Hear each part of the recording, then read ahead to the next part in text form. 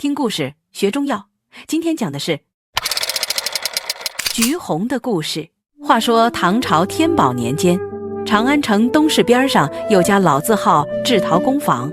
里头整日里烟熏火燎的。工匠阿强是个20出头的后生，手艺没得说，可最近这半个月，他老是觉得胸口像堵了团湿棉花，闷得慌，喉咙里更是呼噜呼噜响，咳嗽起来就没完，咳出的痰又白又黏，搅得他轮辘辘拉坯都没了力气。他媳妇阿翠看在眼里，急在心里。这天下工后，正扶着阿强在工坊外头的石墩上歇气，嘴里念叨：“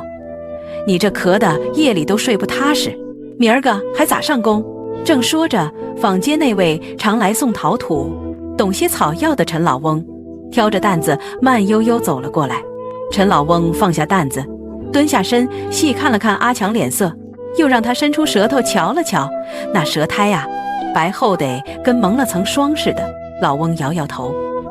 阿强啊，你这是叫工坊里的湿气跟粉尘给缠住了，痰湿拥在肺里，气机也不顺了。别急，俺这儿有个土法子，就用咱长安附近常见的橘子皮。”阿强和阿翠都愣了，橘子皮那不是吃完就扔的玩意儿吗？陈老翁从怀里掏出个布包，打开来，里头是几片晒得干干，颜色暗红带点橙黄的薄片，凑近一闻，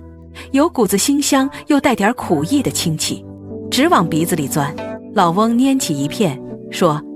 这可不是普通的鲜橘皮，得是成熟橘子的外皮晒干或微微烘过，性子温乎，味道呢又辛又苦，辛能散，苦能燥，专治你这痰湿咳嗽、胸闷气短的毛病。老辈人管它叫橘红，就是因为它炮制好了，颜色会转成这种暖红色，看着就喜庆，像能把淤堵的气血给化开似的。”阿翠忙问：“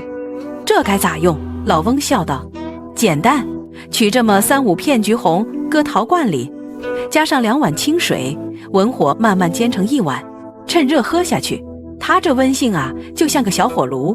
慢慢把你肺里、脾胃里的寒湿痰饮给烘干化掉。那辛味呢，好比一把小钥匙，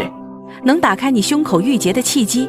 让呼吸都顺畅起来。要是觉得苦，加点土蜂蜜调和也行。”